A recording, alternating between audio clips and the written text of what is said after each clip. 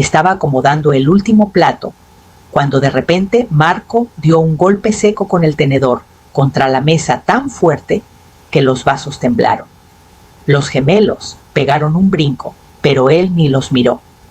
Me tenía clavados los ojos. Yo voy a vivir mi vida. Tú te haces cargo de mis hijos. Esa es la regla, dijo, como quien anuncia que va a llover. Tania ni levantó la vista del pozole. Siguió comiendo tranquila, como si ya se supiera el disco de memoria y estuviera totalmente de acuerdo. El comedor se sintió de pronto más chico, como si las paredes esperaran que yo agachara la cabeza y dijera, sí, bueno. No volví a sentarme, no pude. Las piernas se me movieron solas y escuché mi propia voz calmada, demasiado calmada, diciendo, entonces empieza a vivir sin mi lana. Marco soltó una carcajada burlona. Mamá, no seas dramática, nomás estamos platicando. Pero no estábamos nomás platicando. Hacía rato que no. 3 meses de madrugadas trasnochadas, trabajo sin sueldo y favores que nadie pedía con todas sus letras.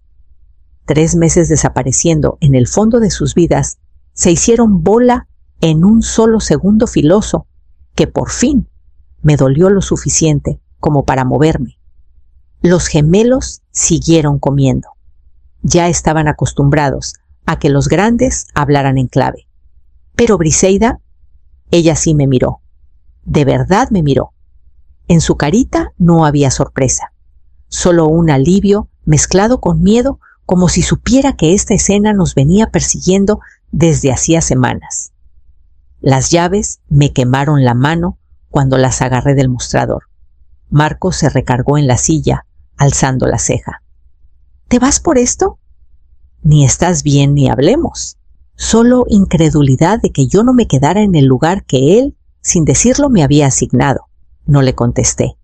No fiaba mi voz. El aire de la tarde me pegó al salir con olor a tierra mojada y ruido lejano de niños jugando en la calle. Una libertad que no sentía desde antes de mudarme con ellos. Caminé al coche sin voltear. Sabía que si lo hacía, aunque fuera una sola vez, se me iba a quebrar el corazón. Y cuando cerré la puerta, los primeros hilos de la verdad empezaron a jalarme de regreso a lo que había pasado apenas 3 meses atrás. 3 meses antes de que saliera de esa casa, Marco me marcó ya entrada la noche. Sonaba deshecho, como si no hubiera dormido en días. Mamá, nos estamos ahogando. Los niños necesitan orden. Tania está quemadísima. Por favor, ayúdanos un ratito. Recuerdo que estaba en mi casita rentada en un pueblo de Michoacán, mirando la pintura descarapelada de la pared mientras lo escuchaba. Sonaba desesperado y yo dejé que esa desesperación me jalara. Me dije que entraba por amor, que era temporal, que me necesitaban. No vi lo fácil que el amor se convierte en deuda. La primera semana fue suavecita. Cociné desayunos, armé lonches, doblé ropa en torrecitas perfectas. Aspiré pasillos y quité huellas de dedos de los vidrios. Tania me dio un gracias apenas audible y se subió a sus llamadas de trabajo. Marco llegaba tarde oliendo a jabón de hotel y con el cuento de las reuniones que se alargaron. Para la segunda semana ya me levantaba antes que el gallo. Me movía en silencio por la cocina para no despertar a nadie, aunque igual ya estaban acostumbrados a que todo estuviera listo antes de que abrieran los ojos. Por las noches, después de lavar el último traste y guardar el último juguete, me quedaba despierta solo para tener un ratito mío. En algún momento la ayuda se endureció y se volvió mi nombre. Ya nadie preguntaba si había dormido bien. Ya nadie preguntaba si necesitaba algo. Mi presencia se volvió ruido de fondo útil, confiable, invisible. Pero había cositas que me inquietaban. Las maletas estacionadas junto a la puerta, nunca del todo deshecho. Los vestidos de Tania, tendidos como si se fuera a la playa y no a una sala de juntas. Marco, desapareciendo fines de semana enteros y regresando con explicaciones que no cuadraban con el cansancio que decía traer. Yo me tragaba el mal sabor, repitiéndome que las familias pasan por temporadas difíciles. No sabía que esta temporada tenía reglas que yo no había firmado. Una noche escuché a Tania por teléfono riéndose. Ella lo resuelve todo. Siempre lo hace.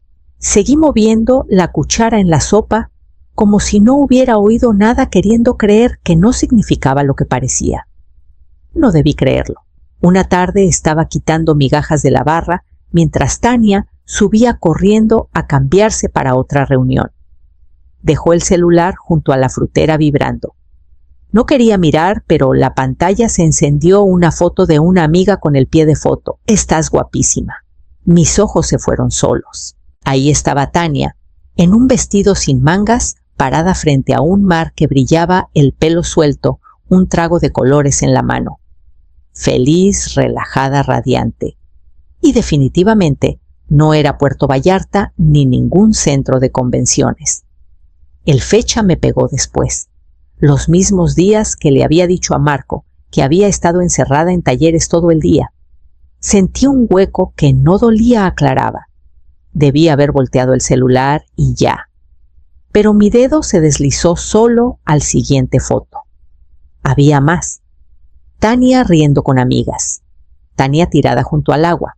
Tania cargando bolsas de tiendas que yo sabía que no existían en todo el Bajío. Cada foto contradecía la novela que nos habían vendido. Esa noche Marco llegó hablando de lo agotador que había sido el viaje de negocios. Se sobaba el cuello como si hubiera estado horas en juntas. Tania dejó los lentes de sol sobre la mesa sin pensarlo, los mismos de las fotos playeras. Volvió a picarme, pero lo aplasté. Los gemelos tenían hambre. Había tarea que revisar. La ropa sucia se amontonaba. Siempre había algo para tenerme ocupada y no pensar en lo que dolía. Pero Briseida se daba cuenta. Siempre se daba cuenta. Mientras enjuagaba su plato, se acercó y me dijo, bajito, abue, ni aunque les preguntaras, te dirían la verdad. Sonreí apenas, aunque la sonrisa me salió quebradiza. Todavía no estaba lista para creerle del todo. Pero sus palabras se quedaron clavadas donde la negación empezaba a agrietarse. Y esa grieta me llevó a la verdad que esperaba en el cuarto de junto. Fue un martes cualquiera, que ni me acuerdo cómo amaneció. Estaba en el estudio doblando sábanas limpias cuando vi la tableta de Marco encendida sobre el escritorio. La iba a apagar nomás para quitarla del camino. Pero leí el título del documento presupuesto con mamá. La mano se me quedó helada encima del botón. Algo me dijo que no lo abriera, pero algo más viejo me gritó que sí. Le di clic. Apareció la lista, fría, ordenada, escrita con la calma de quien planea comprar un refrigerador, no una vida. Usar a mamá para cuidar niños. Desviar sus cheques mensuales a gastos comunes. Mantenerla en el cuarto del fondo hasta reorganizar. Animarla a quedarse de planta. Tramitar poder notarial por si acaso. Y la frase que me cerró la garganta, cuando la deuda esté liquidada, revisar opciones de asilo para ancianos. El cuarto se ladeó. Todas las piezas raras, las maletas, los viajes. El silencio, que ya ni gracias daban, encajaron de golpe. Yo había entrado pensando que apoyaba a mi familia. Ellos no veían apoyo, veían estrategia. Retrocedí y casi tropiezo con Briseida parada en el marco de la puerta. Los ojos bien abiertos, con esa culpa que carga quien no hizo nada pero se siente responsable. No quería que lo vieras, susurró. Pero me alegra que lo hayas hecho. Me dejé caer en la silla, las manos temblándome en el regazo. ¿Desde cuándo?, pregunté, aunque no estaba segura de querer saber. Desde hace rato, dijo suave. Y creen que no vas a pelear porque, pues, nunca peleas. Eso dolió más que la lista. Porque tenía razón, nunca había peleado. Pero algo se movió dentro de mí. Al leer esas líneas, algo que me iba a acompañar en los siguientes pasos. Me quedé sentada en la orilla de la cama, un buen rato después de que Briseida salió.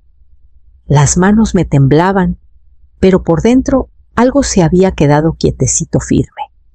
Toda la vida había dado paso, había suavizado, había arreglado. Esta vez no.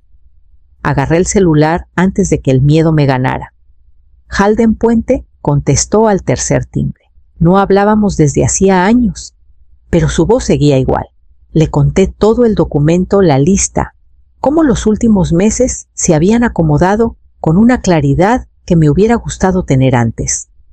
No dudó. Lo que cuentas es abuso puro, dijo. Junta pruebas calladita. No los confrontes todavía. Su seguridad me calmó de una manera que no esperaba. Cuando colgamos, sentí un enfoque nuevo en los huesos. Necesitaba pruebas de a de veras. Briseida me ayudó a revisar mi cuenta en la laptop vieja. Los números eran golpes, retiros que nunca hice, compras en tiendas donde nunca puse un pie, cargos de una vida mucho más cara que la mía. Después, recogiendo ropa sucia del escritorio de Marco, encontré los tickets. Papelitos delgados que lo contaban todo. Boutiques, escapadas de fin, cuentas de restaurantes que alcanzaban para la despensa de un mes. Les tomé foto a todos. Con cada clic se desprendía otra capa del cuento que me habían vendido. No me lo estaba imaginando. No era sensible. Me estaban usando. Punto.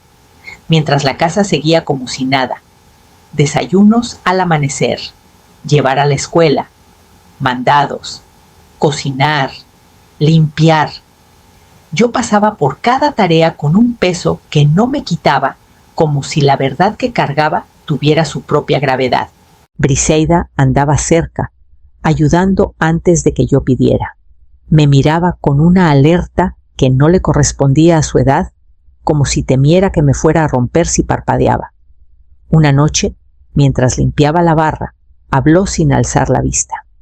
Abue, cuando te vayas, llévame contigo. Sí me quedé con el trapo mojado en la mano. No contesté. Todavía no. Tenía que estar segura de poder protegernos a las dos antes de dar el siguiente paso. El momento que lo hizo estallar todo no llegó con gritos. Llegó calladito como algo normal. Estaba secando el último plato cuando Marco se paró en la puerta de la cocina tapando la salida. Mamá, deberíamos finiquitar ese papel del banco que te mencioné, dijo. Es para que todo sea más fácil. Nomás firma donde te digo. Lo dijo relajado, como quien pide que le pases la sal. Pero por encima de su hombro vi a Briseida. Su cara miedo, mezclado con una rabia que subía, me dijo que ella entendía mucho más de lo que él creía. Dejé el plato con cuidado. Me sequé las manos en el trapo para que no viera que temblaban y pregunté, ¿cuál es la prisa? Es por emergencias, dijo. Me da control si algo te pasa. La palabra control retumbó más fuerte que todo lo demás. Esto no era por emergencias, era por propiedad de mi dinero, de mis decisiones, de mi futuro. Por primera vez en años no me doblé, no suavicé. Lo voy a pensar, dije. Frunció el ceño molesto. No estaba acostumbrado a que yo le pusiera un alto ni chiquito. Se fue con un cabeceo corto, como si aún pudiera manejar el resultado. Pero en cuanto subió las escaleras, Briseida soltó el aire que había estado aguantando. Esa noche me senté en la orilla de la cama, la casa en silencio, salvo el zumbido del ventilador. Saqué el celular y le escribí 2 palabras a Halden. Ya es hora. Llamó en minutos. Planeamos a dónde ir, cómo movernos, qué llevar. El plan era sencillo: irnos cuando Marco y Tania no estuvieran. Sin pleito, sin escena, solo distancia limpia y callada. Al día siguiente, guardé lo indispensable escondido detrás de suéteres viejos. El corazón me latía fuerte con cada prenda que doblaba, pero ya no era miedo. Era la sensación de una puerta que por fin se abría. Marco y Tania se fueron apenas salió el sol, ese viernes, arrastrando sus maletas iguales por la banqueta. La ropa no cuadraba con la historia que contaron: camisas de lino, sandalias, lentes de sol encajados en la cabeza. Parecían ir a un resort, no a un congreso. Los vi desde la ventana de la cocina hasta que el coche dobló la esquina. Cuando la calle se quedó sola, fui directo a mi cuarto. Esta vez las manos no dudaron. Saqué las 2 maletitas del fondo del closet, ya medio llenas desde la noche anterior, y las puse sobre la cama. Briseida apareció en la puerta, con la mochila puesta. No dijo nada, no hacía falta. Las 2 sabíamos el reloj. Nos movimos rápido, casi sin ruido. Cepillos de dientes, medicinas, documentos, 2 mudas de ropa. Solo lo que de verdad necesitábamos. Todo lo demás, los recuerdos, las expectativas, el dolor lo dejamos sin mirar atrás. Antes de salir, dejé una nota doblada en la mesa. Me retiro de esta casa. No me busquen. Toda comunicación será por medio de mi abogado. Sin coraje, sin explicaciones. Solo el límite que debí poner hace meses. Salimos por la puerta de atrás y cruzamos el patio hacia Mitsuru viejo, el mismo que Marco un día me dijo que vendiera, porque ya no lo iba a necesitar. Las llaves pesaron rico en mi mano cuando me subí al volante. Cuando el motor prendió algo, se me apretó en la garganta. No era culpa, no era miedo. Era la sensación rara de soltar por fin una vida que había estado agarrando, aunque ya me lastimaba. Llegó un mensaje de Halden con la dirección una casita rentada en las orillas de Morelia. Vacía, callada, segura. El trayecto duró menos de 20 minutos, pero sentí que cruzaba una frontera sin regreso. La casa olía a polvo y pintura vieja. No era gran cosa, pisos pelones, cuartos vacíos, pero no me pedía nada. Solo por eso ya se sentía bendición. Briseida recorrió cada cuarto despacito, respirando más hondo de lo que la había visto en meses. ¿Nos quedamos?, preguntó. Aquí empezamos, le dije poniendo la mano en el marco, mientras otra tormenta se juntaba detrás de nosotras. La primera llamada llegó menos de 1 hora después de que bajáramos las maletas. No tuve ni que ver la pantalla. El nombre de Marco se encendió y se apagó.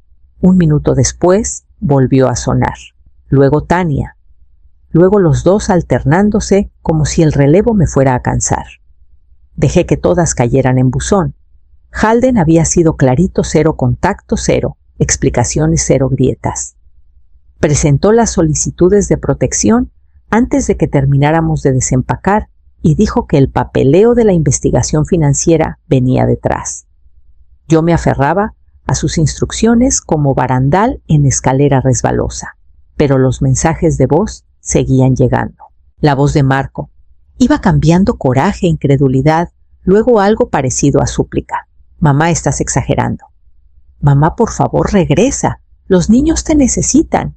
Mamá, nos estás destruyendo. Las palabras no me sorprendieron. Lo que sí me sorprendió fue lo poco que me ocupaban por dentro ahora. Quien sí lo sintió todo fue Briseida. Su celular no paraba de vibrar. Intentó ignorarlo hasta que un mensaje la quebró. Me pasó el teléfono con dedos temblorosos. Estás eligiendo a ella antes que a tu familia. Te manipuló. Te vas a arrepentir. Se hundió en el sillón, los hombros sacudidos. La abracé fuerte. Tú no eres responsable de lo que ellos eligieron, le susurré. Esto no lo provocaste tú. Nos quedamos así un rato largo, 2 personas cargando el peso de una familia que esperaba que nos dobláramos sin rompernos. Pasaron los días y poco a poco armamos un ritmo en la casa callada. Desayunos sencillos, tarea en la mesa chiquita de la cocina. Tardes sin reclamos ni exigencias. El silencio era raro, pero no vacío. Era suave, paciente, un espacio que íbamos llenando a nuestro modo. Aún así, en los ratos más quietos, la verdad descubierta me aplastaba con todo su peso. Había pasado años creyendo que amor era dar sin medida. Ahora veía lo fácil que esa creencia se convierte en permiso para quitar. Pero cada mañana, cuando la luz se colaba por las cortinas delgadas, me sentía un poquito más firme, lista para el siguiente paso, que las dos necesitábamos dar. En unas semanas encontré un trabajito en una florería a unas cuadras de la casa rentada. No era gran cosa 3 días a la semana, unas horas, pero era algo sólido para agarrarme. La dueña, una señora que se llamaba Dalila, con ojos buenos y voz serena, no me preguntó de más.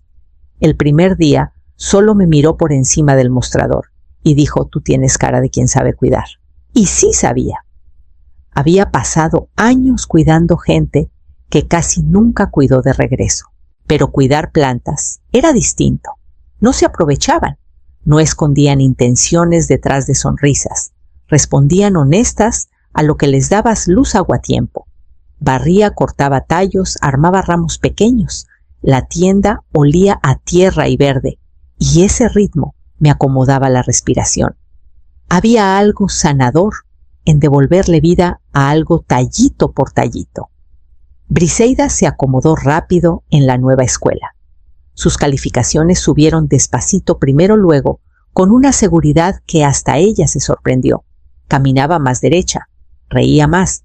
Dejó de pedir perdón cada vez que estiraba la mano o ocupaba espacio. Verla florecer era como ver a una versión más chiquita de mí, teniendo por fin la seguridad que nunca me tocó. Halden llamaba seguido. Traía noticias con cuidado, sin presionar. Probablemente habría devolución, quizá hasta un arreglo. La investigación financiera avanzaba y los números no favorecían a Marco. Yo no quería a mi hijo en la cárcel, no quería venganza. Solo quería mis pedazos de vuelta, mi libertad, mi dignidad, mi paz. Quería que este capítulo se cerrara calladito, no con la misma dureza que me había sacado de ahí. Una tarde, mientras regaba las plantas de afuera con Dalila, sentí que algo se aflojó dentro de mí. Una soltura, un aire que no sabía que traía guardado. Durante años me habían moldeado según lo que otros necesitaban. Ahora estaba aprendiendo quién era cuando nadie me pedía nada. Y esa certeza me llevó hacia la vida que nos esperaba después del último brinco que todavía teníamos que dar. 3 meses después, Briseida y yo subimos las últimas cajas a un departamentito modesto de 2 recámaras cerquita de la florería. No era lujoso, pero era nuestro. El balcón daba al oriente, y la primera mañana, ahí, el sol se derramó por la barandilla como si nos hubiera estado esperando.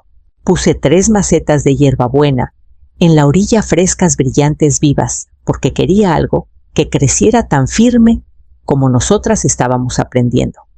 Briseida se acomodó rápido. Entró al club de arte de la escuela y llegaba hablando de colores y lienzos en vez de tensiones y silencios. Volvió su sonrisa, no la cautelosa de antes, sino una ligera sin carga. Una tarde me enseñó un cuadro que terminó una mujer mayor saliendo de una puerta oscura hacia la luz. «Esta eres tú», me dijo. Por un momento no pude hablar. Algo dentro de mí se acomodó, un calorcito firme que no sentía desde hacía años. Ya no sobrevivía al ritmo de alguien más. Estaba armando el mío. Pasaron las semanas tranquilas. El trabajo en la florería se volvió algo que esperaba con gusto. Dalila ya me dejaba abrir, atender arreglos, saludar a los clientes de tú. Por las noches mis manos olían a menta y tierra, y eso me arrullaba. Marco mandó un último mensaje a finales de primavera. «Si algún día quieres hablar aquí, estoy». Lo leí una vez y puse el celular boca abajo. No contesté. No sentí coraje, solo una tranquilidad suavecita de saber que algunos capítulos se cierran sin palabras, sin pleito, solo con el peso callado de elegir una vida que ya no duela cargar. Una mañana, tempranito, salí al balcón con mi café. Las hojas de hierbabuena se movían con la brisa, brillantes contra la luz.